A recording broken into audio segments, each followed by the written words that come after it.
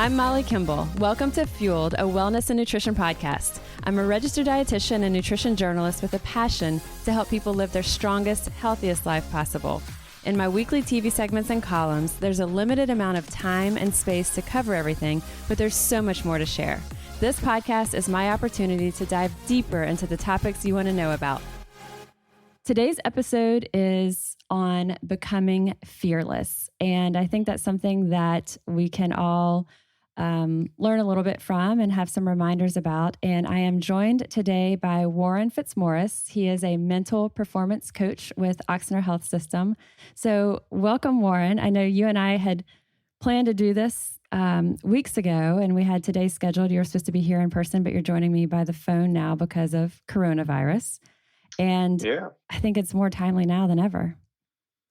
Yeah, I mean, there's a lot of things going on, and they certainly, what we were going to talk about today certainly applies to what's going on around the country and the world.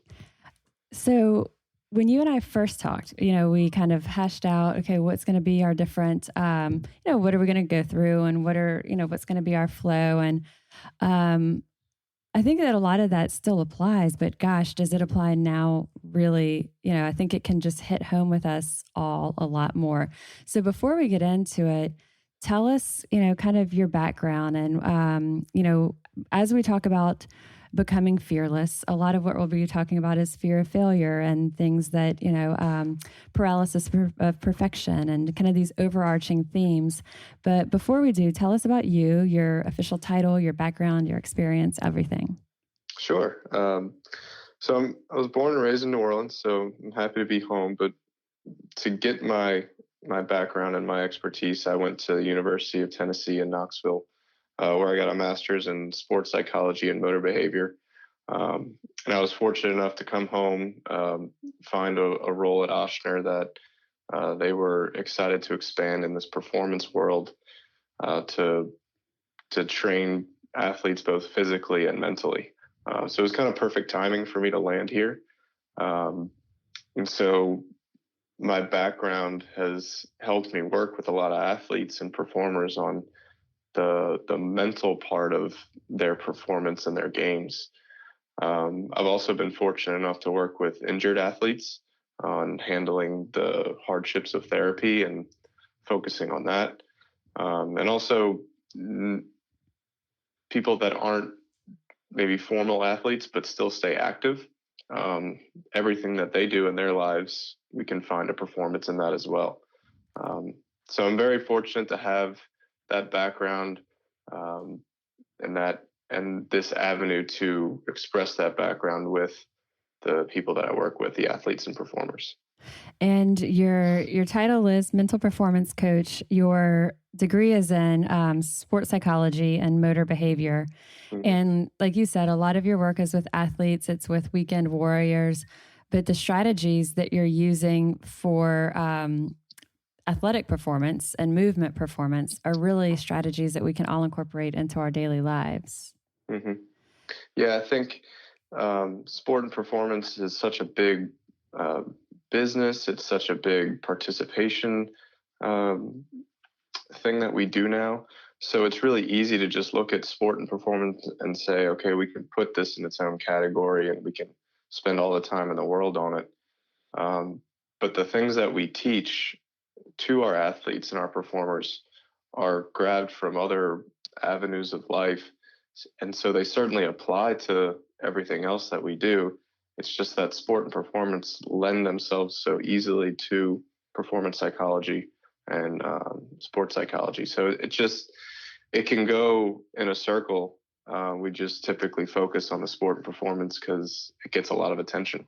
And it's a great value for athletes who are able to work with you while they're training and while they're competing, because you're giving them strategies and you'll be giving us strategies that they can use throughout their life, not just in those games. I've had Thomas Morstead is a punter for the New Orleans Saints here, and he and I have done a podcast. For our listeners, you can scroll back and find it. And Thomas uses a lot of the just sports psychology strategies, not only for, as a player, but also just in his life. And he's really embraced them as that's how he lives his life. And it helps drive him. It helps fuel him. It helps him, be a better person and be more the person he wants to be off the field, really, even as much as or more than on the field.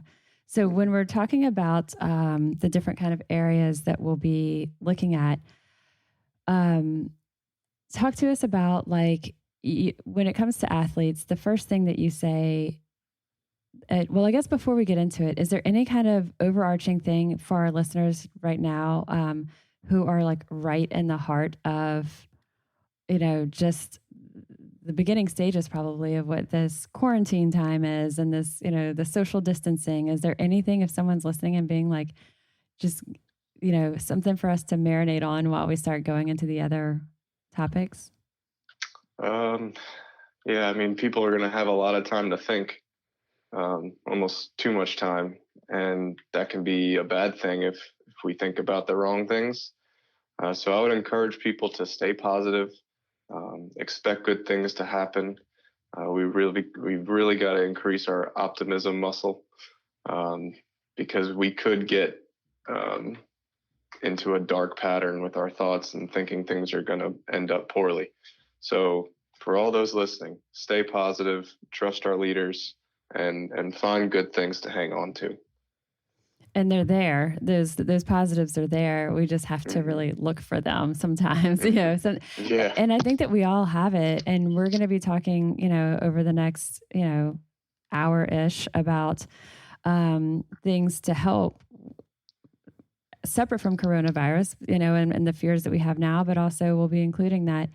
And we'll be talking a lot about positivity and mindset. But personally, I think that we've all experienced it so far. And as you and I are recording this podcast, we're probably about 1 week in from when we really realized, wow, this is a thing that's affecting us all. And we're 1 week in and we see that there's a long way to go. And personally, I know that I've had times where I feel just in this 1 week, I feel a little bit of that dark cloud. And I think it's hard sometimes to get out from under it. And so, finding these other things that we do, sometimes for me, it's going out for a walk. Sometimes it's in the evening. And I feel like if it's time to go to bed, but if I stay up longer, I'm going to start looking at, what's the latest news report or what's this, and I've twice just in the past week, I said, you know what, I just need to go to bed early and I'll feel better when I wake up. And I have, but I think it's realizing that these things are very normal for all of us. Mm-hmm. Yeah. I mean, that's a perfect awareness that people like you who are a very positive influence on the community, everybody looks at you and says, oh, she's always so positive. And people might even assume that someone like me with a background in performance psychology, I always just think everything's great, but we're human. We're all going to have our negative thoughts.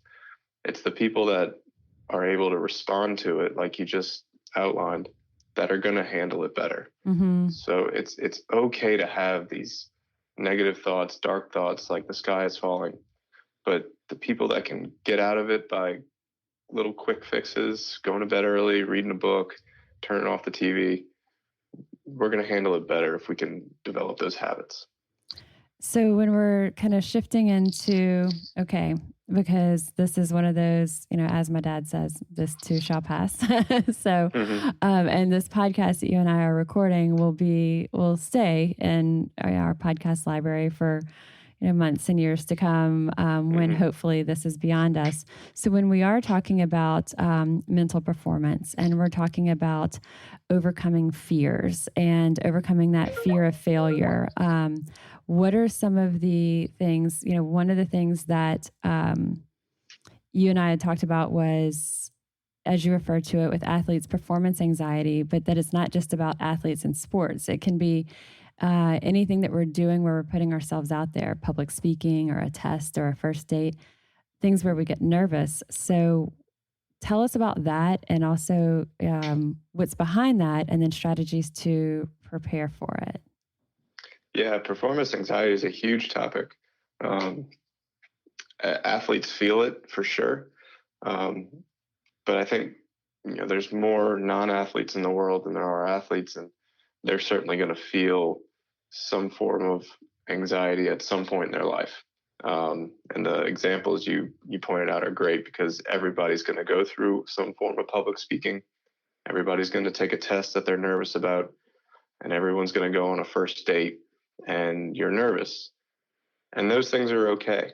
And I think the first part about understanding performance anxiety, whether you're an athlete or not, is that it's not a bad thing to be nervous. And I'm going to jump in and kind of interject for the relevance for what we're going through right now. This week, a lot of people in their jobs are shifting, their jobs are changing. And so, people, there's uncertainty about either if their job is going to still be there. And if it is, a lot of times their role in that job is going to look a lot different. And so I think, when you're talking about the first, like your first date, or you're taking a test, or there's just something new that you're about to step into and have to do, I think for a lot of people, just as this podcast comes out, there's a lot of those shifts in our roles. We might have a different layer of responsibility within our family unit that we haven't had before.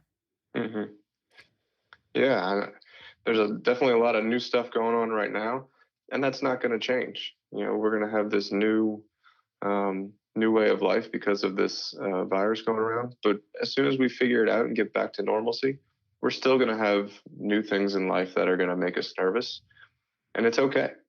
And it's how we go about preparing for those new events, and how we talk to ourselves, and how we talk to the people around us that are going to help us get through anything that makes us feel nervous or anxious. And acknowledging that, or being aware that self-doubt is normal. And because I think a lot of times we feel like it's only us and everyone around us has it all together, and we're the ones who don't know, what this is going to be like, or we're the ones that have this uncertainty. But recognizing and being aware that pretty much everybody around us is experiencing the same thing. One of the most powerful tools you can do in that moment is just to walk up to somebody and say, "Hey, I'm nervous right now." And you could, if somebody would do that and you film them, you could see their shoulders relax just because they say the words. And then you can start a conversation. And then all of a sudden, things get less anxious. And it's just a really powerful moment. So in that new experience, or that time that you're about to step out in front and put yourself out there and do something out of your comfort zone, sharing with at least someone that you're having that anxiety, that you're having the nervousness. One of the things I get often really nervous speaking in front of live groups, and it could be a group of 10 people, or it could be a group of 500 people. I'm very comfortable if it's TV talking to the camera, but you put live people, and sometimes, wow, it gets the best of you and it gets in your head. And I'll do that. I'll stop, I'll share. And, never has anyone said, "Get it together, girl." They're like, because a lot of people experience this, and I share it. And sometimes I'm on whatever it is in front of these people, presenting on something that they're there to hear this. And I've put additional undue pressure on myself, but simply sharing that, that this is, that's how I feel has, that's been, you're right, a game changer for me. And the nervousness doesn't always go away, but it will feel more manageable. And what's really cool is, in your example, you're the nervous person about giving public speeches. And then say you flip the roles and one of your friends is going out on stage and you're there to support her, and they say, "I'm nervous." And then you're all of a sudden able to give her some form of calming words of reassurance. Even though you are a person that is also nervous about public speaking, you can turn that on for someone else. And again, helping them know that others feel that way. Exactly. So everybody's capable of doing it, no matter how nervous or anxious you are about the same thing, which I think is really cool. I think a lot of us have a real hard time admitting that, because we feel like it's a weakness to share that. And again, going back to our coronavirus time here, but, sharing with people around us that we are nervous, we are anxious. And, someone may be kind of the leader in their household, or the leader in their, their team at work, and they are the ones that they feel everyone looks to have the answers. And so they may feel they can't share that they're nervous or fearful, but it is okay. And it humanizes all of us. What are other ways that we can, when we're stepping into something that's out of our comfort zone, stepping into a new area, or it's a first of something for us, what are other things that we can kind of do to prepare for it mentally so that we can get the most out of that experience? Yeah, and sometimes you just don't have somebody to lean on. You look at a lot of these individual athlete sports, tennis and golf, you don't have any coaching out there with you. So you have to rely on your own thoughts, and you have to prepare for those things beforehand. One thing I picked up from an Olympic athlete one time is he uses a Teddy Roosevelt quote, and I love this quote. It's, "Do what you can with what you have where you are."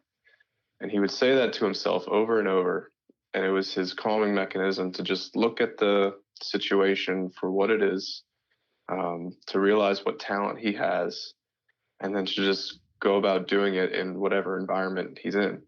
It made things really simple for him. And I love that quote because it boils everything down to the simplest form.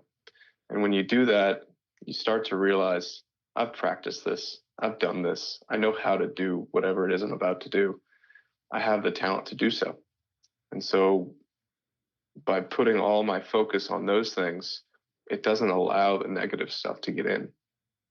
And so we're much more likely to go out and execute the way that we want to.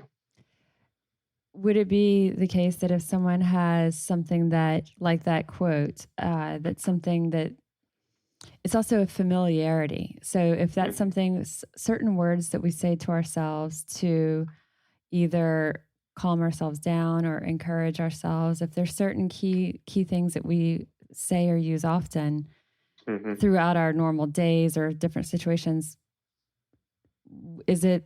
would it almost be like a familiar thing to help us when we even hear those words in our own head right before? Exactly. And like creating that friend for us. Exactly. Yeah. That's a great way to put it, is the voice of reason, I guess, in your head.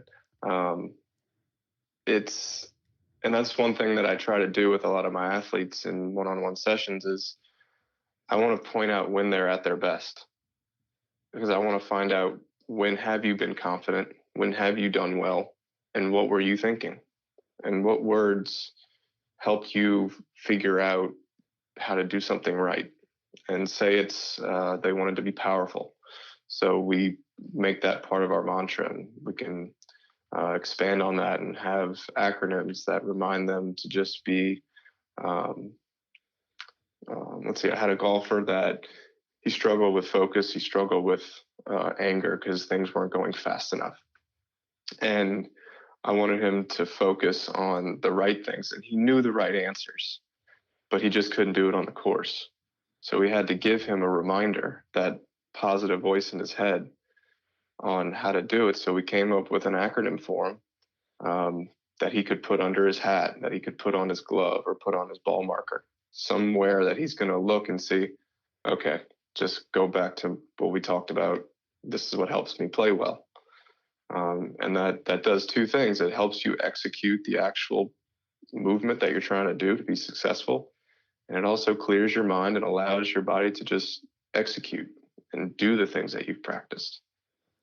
One of the things I've also found works, that's I think a similar strategy, is if we have a few keywords of strength for ourselves, and whether it's 2 or 3 words that are meaningful to us and powerful to us, and we're repeating them over and over, and taking that deep breath in with the word, and then exhaling what we feel is our negative energy. And so whether it's words like strength or power or positivity, or a little cheerlead to ourselves, but and that also helps us to remember to breathe deeply. It helps us to stop and slow down and focus on our breath. And with each breath in, we're bringing that positive word into ourselves, and then exhaling the negative. So that's go ahead. I'm sorry. It's both a mental and a physical benefit. You're calming your mind, putting your focus on the right things, And then you're reminding yourself to breathe, which you have to do in order to move. That's one that I use often because I think a lot of times when I'll get nervous that I feel that breath gets short. I'm not taking the deep breath and then using those words that are kind of those calming words to me and those reminder words. Again, it's that familiarity to me. And like we just said, making me slow down and focus on those deep breaths. Mm-hmm. Talking about confidence, one of the things that you've talked about too, a lot of the reasons someone may have anxiety going into something new is that we lack confidence about our ability to do it. And Mm-hmm.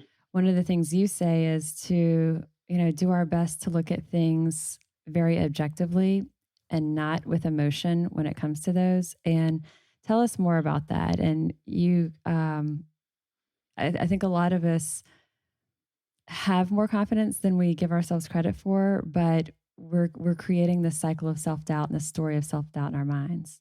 Mm-hmm. Yeah, it goes back to how you talk to yourself and the scenarios that you play out in your head. So when you have some fears and you have some anxiety, it's usually about what could go wrong. And that game in your head is slippery and dangerous because it's unlimited what can go wrong. And when you do that, not only do you devalue yourself, but you give too much credit to your opponent. And the story we kind of talked about beforehand was with my swimmer who would look at the other swimmers on the block and say, well, probably can't beat him. They're faster. I won't be able to do it. And therefore it hurts his performance and reinforces his belief that he is not as good as the others. But when he looks at his times in practice, they're comparable to the people he's going up against. So he was just shifting his focus to the wrong things that made it overvalued his opponents and in turn devalued himself, which never gave him a chance to swim to the best of his ability in competition. Whereas in practice, he was fine. So all we have to do, and it sounds easy to talk about, but it's much harder to do when you're in the moment, is to focus on the things that are going to help you swim well or play tennis well or stick to a diet or get through a hard time like this virus stuff. It's about looking at why you are successful, remove the emotion from it and say, well, I swim this lap in this time, therefore I can do it at any point. And as long as I take care of my business, as long as I warm up properly, as long as I do my routines, I will feel ready.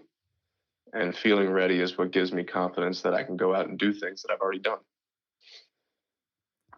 I think this is, or I see a lot of people do exactly what you said, overvaluing others and in turn devaluing ourselves. I think this is so many of us spend so much time worrying about what other people are doing and what other people think. And that's one where I think there's so many times that many of us won't even take a step to do something because of those fears. And so whereas an athlete, a swimmer, is looking at that swimmer next to him and has built him up in his mind, we do that all the time with people in our world around us. And we give them more power over us than maybe they should have. There's I got another great quote from another podcast I listened to on fear. And the quote is, if you face one opponent and you doubt yourself, then you're outnumbered. And it's so simple, and it makes such an impact on how you look at me versus what I'm trying to do. And you bring in this other opponent, and now you're outnumbered, all because of something you said to yourself in your head. So would it help when you're talking about looking at things objectively and not with emotion? And as you said, kind of looking at what your strengths are and what you've done up until this point that's gotten you here. And so this could also be related to It could be related to our jobs. It could be related to anything that we're doing.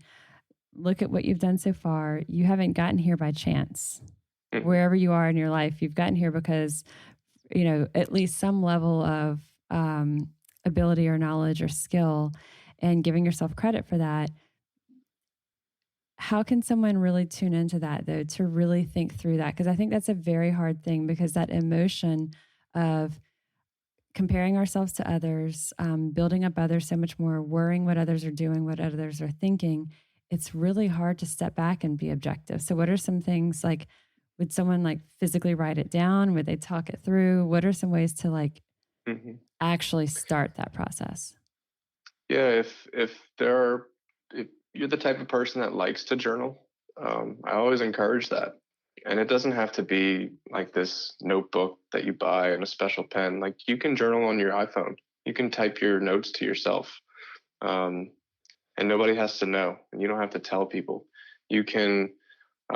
Another form of journaling is just texting it to someone that you trust. Talk to your coaches. Talk to your teammates. Um, you can create a log of how your day went, what felt good, what you want to improve upon. And it's not journaling about your feelings and emotions if you're not comfortable with that, but really it is because you're dissecting what went well and how you felt about it and why it went well. And when you can look back on it and say, well, today was my personal best, and I did that because I felt positive all day. I woke up and I felt like I could attack the world. Well, then you look at that as the ingredient to the success. You don't just look at the success and hope that it happens again. Mm-hmm. You want to find the reasons that it happened so that you can control those things and give it the best chance to happen again. And let's That talk. can be done through journaling. That could be done through conversation. That could be done through anything. Or just that self-reflection. If you go for a walk, instead of listening to something that might be distracting, if you're by yourself, letting those thoughts just kind of flow through your head about it. Mm-hmm, mm-hmm. Let's talk about the fear of what other people are doing and what other people think, because I do see this as a really big contributor to the hits that people's confidence takes. Mm-hmm. At some points, I guess there are some benefits, because when we want to be mindful of what other people are going to think sometimes before we put information out there, because we're checking ourselves. Okay, is what I'm saying accurate? Is what I'm saying Mm-hmm. inflammatory? If it is inflammatory and I know it's going to be divisive, is it still accurate though? And the facts are there, or whatever it might be. So to some degree, it's a little bit of a self-check that we are thinking of what someone's response would be. But when there's different people that I've been really close with who are experts in their field, and they have been fearful of, let's say they have their own personal blog that deals with what their field of expertise is. And more than several, have shared with me that they have been really nervous about, posting on their blog, or even doing that very first post or sharing something, because they're fearful of what others in their field are going to think about it, or will they be judged for it. And so to me, that is, it's it's a sad thing that many of us do have those feelings. And I think with social media, it's such a public thing out there. We're fearful that criticism is going to be very public. Mm-hmm. Yeah, I mean, we all have basic needs in our lives, and one of them is relatedness. The feeling that we have to be um, accepted, social, um, that we have to be around people that are going to support us and agree with us. And so that can trigger a lot of self-doubt, because we're unsure before we take that step that this is going to work.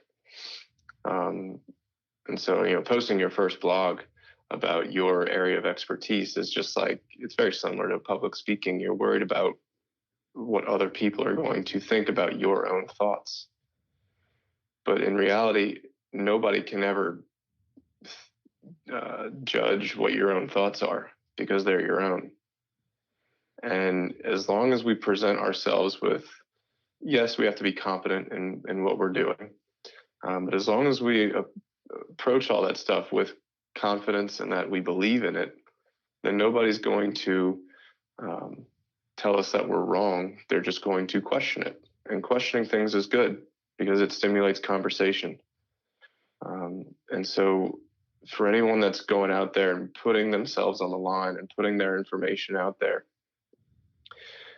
instead of worrying that it's going to be considered wrong, let's focus on how it can benefit the society, how it can benefit my my area of expertise where I work, and let's stimulate some conversation. And in the process, we'll probably have to get a little bit thicker skin. I remember when I first started writing for the Times-Picayune in 2000, it was like in 2006. And I had been writing for a local kind of health and fitness magazine, kind of one of those freebie pickup magazines. But when I started writing for the newspaper, it was a much bigger audience. And the Times-Picayune, the New Orleans Advocate, is the host platform, of course, is NOLA.com. And, some of the commenters on NOLA.com are vicious. And, usually nutrition is not nearly as much of the hot button that a lot of political or other things are, they're going to get a lot more negative feedback in the comment stream.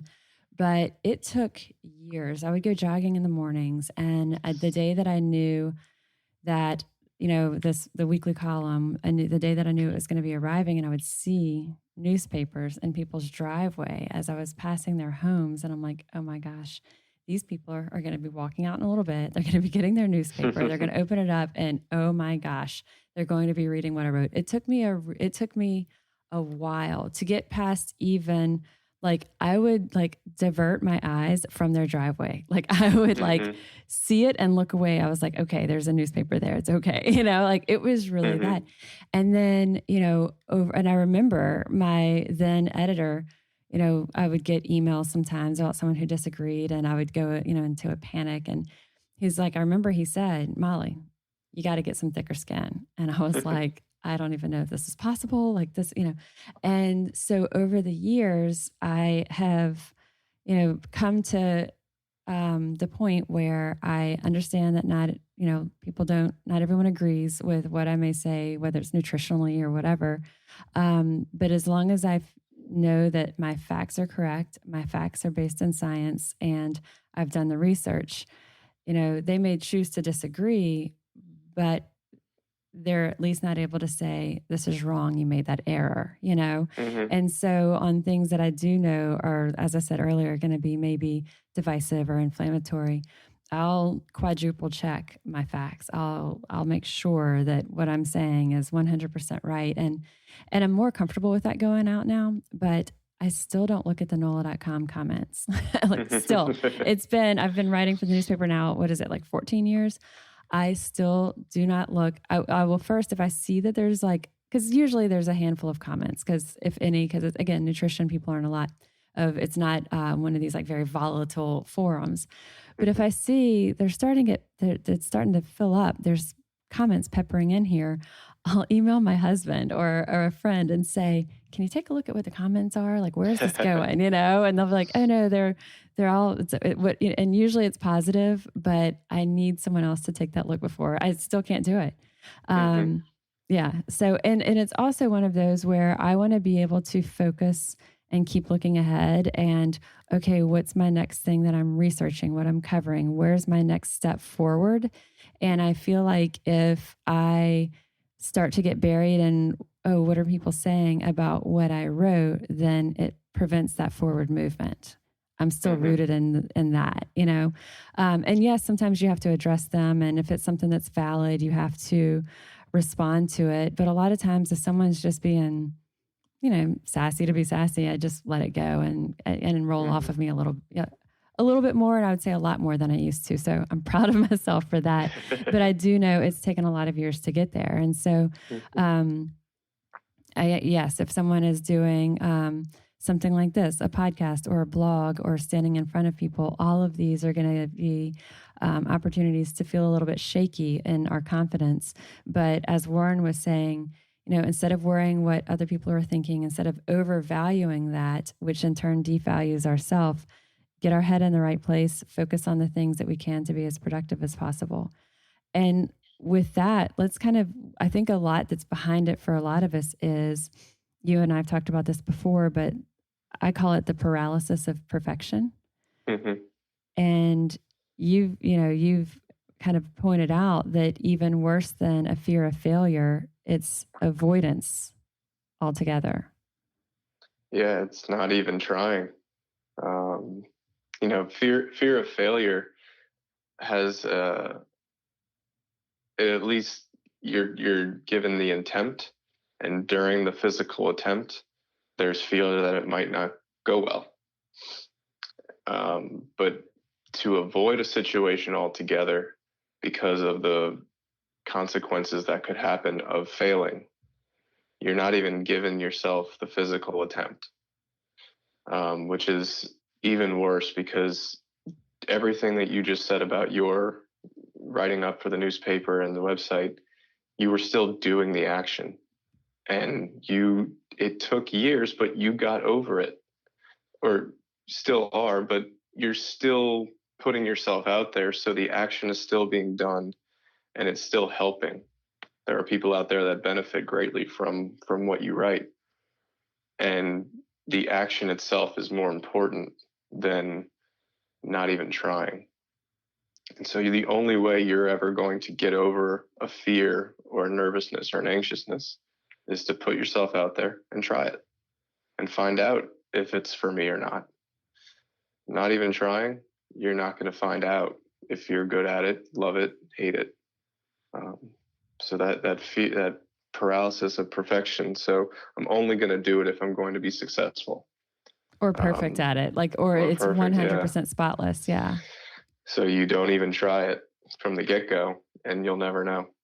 And it's really hard to work with somebody to get better at something if they haven't tried it. And you say with this, being the fear avoidance is we're so afraid of the consequences that we're not even taking that first step out. Yeah, I mean, a first date is a perfect example. There are tons of people that won't call or even try to go on the date because they just assume that it's not going to go well, that they're going to get rejected, and they don't want to handle the rejection, so they don't call. And even if it didn't go well, but they go on the date, you learn how to handle yourself, what the other person would like to have happen, so that when you do find somebody that enjoys your company, your date goes better and it works out, all because you learned from past experience. And that applies to sport and performance. That applies to finding diets and nutrition. That applies to raising kids. Trying things is how you learn.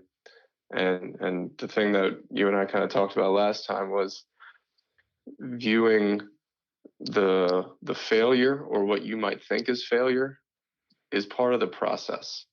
It's not failure if you learn from it. It's growth, and growth is part of the process, and growth is not failure. And I think I can't stress that enough, and it's so hard to get that across to people because fear of failing is so powerful. But I think once we can shift that thinking to viewing failure as growth, people are much more willing to try things. And realizing that if you're doing something better, if you're experiencing progress, that's a positive. It doesn't have to be perfection yet. It can simply be progress, not perfection. Mm-hmm. I see that a lot with nutrition and diet. Someone, they're just a disaster nutritionally. They set these very lofty goals of what they aspire to. And, yeah, that might be great, but it may be really far removed from where their current status is, and they beat themselves up if they haven't achieved that. But when you look at what they have achieved, wow, it's so much Mm-hmm. better than where we started. Same thing with exercise. I think, especially, right now with all this coronavirus, that people aren't able to do their normal workouts. Their favorite gyms and studios and workout classes are, not available in the traditional way. And so then people can easily kind of get depressed and, well, why bother? And, well, I could do my own workout, but it's not going to be nearly as good as Bonnie's workout was at the fitness center. Mm-hmm. But, so it can even be like, well, why bother? I'm not going to be able to do it nearly as well. Yeah, give Mm-hmm. it a go. Try it. Find the workouts online, look at them. Ochsner Fitness Center will be having a bunch of, there are Bonnie, who I just said, is they're all doing these workouts. Do it. You might not do it as well if you don't have that in-person guidance, but it's sure going to be better than just sitting around feeling sorry for ourselves. And so I see it with nutrition, with exercise a lot, but also new projects that we take on. It's, you and I've talked also, and I've shared before that I love the words "what if" when they're in a really positive light. And it's the, hey, what if we, and, our Eat Fit team at Ochsner Health and our nutrition team there, like, just throw it out there. And sometimes it's going to stick. Sometimes we decide it's not a great idea for us to move forward with, but that what if, for me personally, it could be with hobbies that we're doing. And we may not know how to do it, and we may not know exactly what's going to be the best way to do it. But when we just say, hey, what if, and then we start thinking it through, we have that creative idea, and then we see what are the steps we can do to make it. It could be a hobby. It could be you have an idea of something that you might want to create or paint or do or build something around your house. You've never done it before. It doesn't matter if you know exactly how to do it. Don't let that stop you. But there's ways that we can figure it out. And so I think right now there's probably a lot of things that over these coming weeks, we may think, oh, it'd be really cool to do X, Y, Z, but I don't know how to do that. It doesn't matter. And it doesn't have to be perfect, that progress rather than perfection. Mm-hmm. I love that. Talk to us about mindfulness. I know a few weeks ago we had one of our leadership meetings and you led our group through a mindfulness exercise and, just truly being present. I think while we feel like there's very little that's in our control a lot of times, this is something, and doing an exercise like this is something that we actually can control. Mm-hmm. Yeah, so mindfulness, it's kind of becoming a buzzword, which is a good thing that it's gaining traction. I think the key to athletes performing at peak performance is their ability to be in the present. And they can do that a number of ways. They can do that on their own. They can figure it out, or we can go to these tools that psychologists and behaviorists like to go to, and mindfulness is a big one. And mindfulness is not just one type of way to go about getting better at being in the present. Mindfulness is being in the present, and there's thousands of ways to do that. And so I like to explain mindfulness as an exercise. It's not just sitting in silence with your legs crossed and, in that yoga pose. It's not just that. It can be, and a lot of people love that. And I think that's a great way to introduce it, is to focus on your breathing and be silent and be still. But mindfulness is anything that puts you into the present focus. And you could focus on reading. You could do puzzles. You could get outside and focus on nature. There's thousands and thousands of things that can help you dive into the present. One of the silly things I introduce to people is to pay attention to how you fold your laundry. Just pay attention to how your hands move for how to fold a shirt versus how to fold your shorts.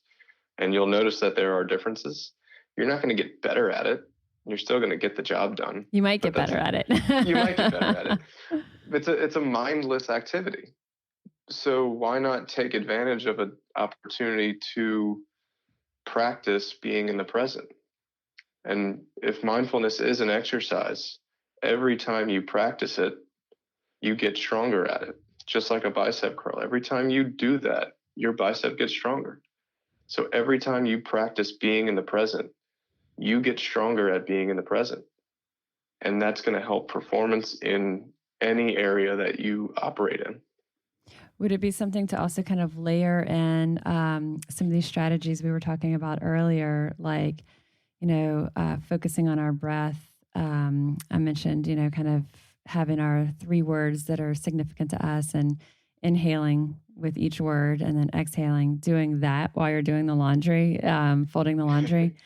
But using, if you're going to have something that's just kind of a mundane activity, that mundane activity can become a time to try to center yourself in those ways. Mm-hmm.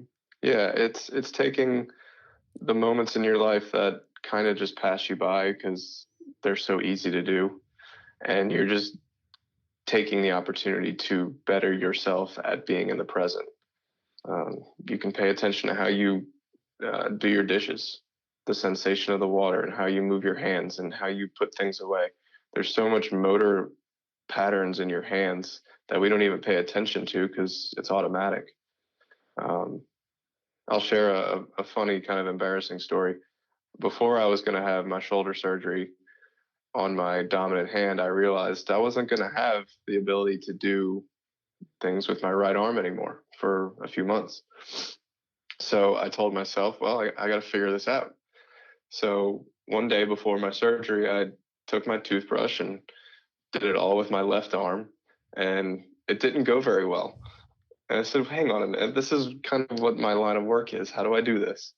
And so I put it back in my right hand, and I figured out, okay, I just paid attention to how I brush my teeth. I just tried to learn what my arm does, what my hand does, what my fingers do. I had never done that before. You just instinctively know how to brush your teeth because we never pay attention to it. So I decided to pay attention to it. And then it allowed me to put it in my left hand, and I figured it out. And to take it further, there are surgeons out there that do things with both hands because they have to have the ability to operate in any situation, at any angle, at any time. And they have to have the dexterity to do that. So all they do is they pay attention to how they do things with their dominant, and they bring it to their other side. And that's way more important than learning how to brush your teeth. That's operating on someone's arm or leg or heart or anything. And those people, they're at the best of their craft. And if it's good enough for them, then why not us? Speaking of mindfulness as well and being present, one thing that you and I haven't talked about yet, and yeah, I think we have to, is devices. Because I think when we look at what is the single biggest element of what pulls us away from fully being present, it's technology. And so it's impossible to be present when you have your phone in your hand and you're looking at it. It's not going to happen. And so making sure that we have windows of time that your phone is turned over. If you see it, you're not seeing alerts coming through, you have it turned down. It's not pinging you with a noise every time a text or an email or a Facebook, whatever comes through. Turn off the alarms and alerts, especially if you don't need them. All they do is really stimulate us every time it's coming through. It's like firing off these areas of our brain that are telling us to tune into something that is absolutely pulling us from the present. At mealtime, if you're doing outdoor time with your family, leave your phone inside if you are not going to need it. If you're expecting a call, okay, that's different. Or if you need to be accessible for work during these times, that's different. But for the most part, we've got our phone glued to our palms and we don't need it. Yeah, I think technology is a wonderful thing, but we have to use it responsibly. People that say that they're good at multitasking, I don't think they really understand what multitasking is. We're smart. Humans are smart, but we're not that smart. We can only focus on one thing at a time. Whether we have 5 things going on around us at the same time, we're not giving full attention to the one thing that we want to or could be. So while you might be thinking that you can watch a TV show and be on your phone and talk to your spouse, you're only doing one of them at a time. And that applies to work, that applies to everything. So whatever it is that you want to get done, I would encourage you to focus on that first, because you can get to the rest later. I saw an exercise once. We were in a continuing ed course, and it was on multitasking. And a lot of us think we're really good multitaskers. And they had this little exercise that they put on the screen, and it was a video. And the video had like words on it. And it was really simple, like the black cat had a green mitten and a blue hat and sat on the red bird or whatever, Mm-hmm. And then there was audio that was also very simple words. And they asked you to, see, just pay attention to it. And there was going to be questions after. And the audio was as simple as what the words were on the screen, but it was different, like two different little, very short stories.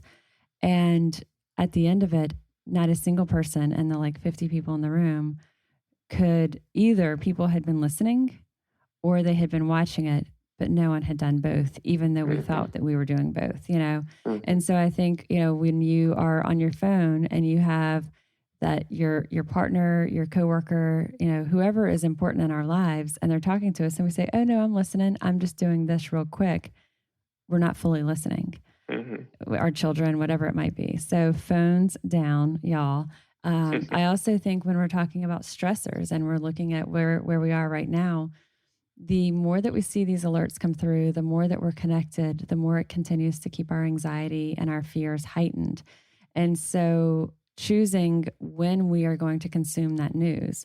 So putting our phones away, turning them over, separating ourselves from our phones, from the news, and then choosing what windows of time we're going to like educate ourselves with what the latest developments are, not letting it just flood us for the entire hours that we're awake. Yeah, I love it. Another that I'm a big advocate of is sleeping with your phone in the other room. And I do that. I started doing it. Ariana Huffington has a book called The Sleep Revolution.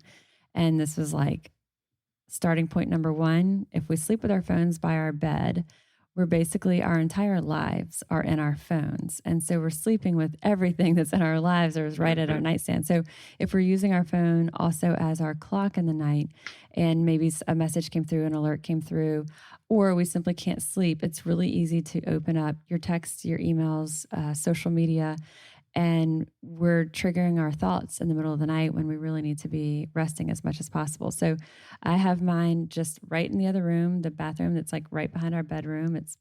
I charge it in there overnight. I use it as my alarm, but I can still hear it easily there. But it has been a game changer for not having that temptation to look at it, not only if I wake up in the night, but also in those window of time before I fall asleep. Is not the last thing that I'm looking at. It makes me look at a real book, Yeah, probably helps with the people that are snoozers as well. You got to get up to turn it on. Exactly. That's a big factor.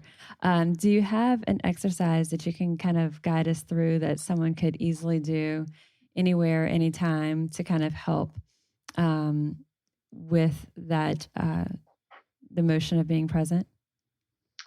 Yeah, you want to do one right now? Yeah, please. Sure. Okay, so we'll for all the listeners out there, just go ahead and get comfortable in your seat wherever you are. Just have our feet flat on the floor, hands just resting nicely in front of us, and we're just you can do this with your eyes open or with your eyes closed. Just gonna kind of go through the body and focus on how we feel. We can start with our breath, and we're just going to gain control of that and just pay attention to how we normally breathe. Just focus on how the breath goes in through the nose, out through the mouth. And go ahead and just try to find any tension. You can start in your face if there's any tension. And whenever you notice it, just relax it. Let it leak away. And when you do that, you can move down to your neck and your shoulders. Any tension you might feel, just let it slide out. And continue to do this through your arms, through your fingers, tension in your back. Just feel it leak out and start to finish as you feel any tension in your legs and your feet just exit through your toes. And whenever you're ready, you can come back to the room. Molly, did you fall asleep? I didn't fall asleep. I didn't want to interrupt if you had a bringing us back to the present moment. So there's your moment. What I'm noting in my mind is I'm going to, in our podcast episode notes, put, let folks know that this is where this falls in the episodes, so that if you need it, you can just jump right ahead to this moment for you. And this is something that doesn't take much time. It is something we can do anywhere, everywhere. We can even do it to some degree if you're in your car. You just don't close your eyes and you can still do a lot of these things. But I really appreciate your time, Warren. I think this is always useful information for us. I think it's always valuable for us to have, and what a lot of times might be reminders, and then a lot of times it might be new information and new ways of looking at it. I think it's always incredibly valuable. And I think right now it could not have been better timing for us to do this. I will include some of Warren's resources for mindfulness guidance. I'll include those in the show notes of this episode. And Warren, can we also include a resource of where to find a mental performance coach in their areas? Sure. So if you're in the New Orleans area and you want to reach out to me, I'm at Ochsner, just like Molly. My full name, warren.fitzmorris at ochsner.org. You can reach out to me that way. If you're not in the New Orleans area, there is a website that tries to collect as many people with my background as well. It's called AASP, AASP.com. And you can type in, you can find a sports psychology professional in your area. That's one way to do it. Awesome. Thank you so much. And really appreciate your time. And to our listeners, let us know any feedback. Let us know what you've taken away, what you've started implementing into your own lifestyle, and hugs and much love to everybody listening. All right. Thanks, Warren.